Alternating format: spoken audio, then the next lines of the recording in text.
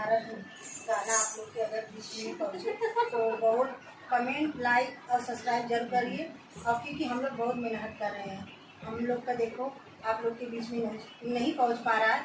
आप प्लीज़ आपका पैर धरिए, आप लोग हमारे ऊपर दुलार प्यार बढ़ाइए। और इतना चिंता ना करा। और दीदी का अपना जो वो है, दीदी भैया जो भी है वो आपको देखेंगे, कोई टेंशन वाली बात न देखते हैं। कोई भी हो, और हमारे दीदी हो या भैया हो बहनी हो, हम लोग को जरूर गाना देखिए और हम लोग को थोड़ा सा अपना दुलार प्यार हम लोग के सर पे रखिए कि हम लोग थोड़ा से आगे बढ़े। और ये निर्गुण है, जरा अच्छा लगे तो बताना कैसा लगा। काल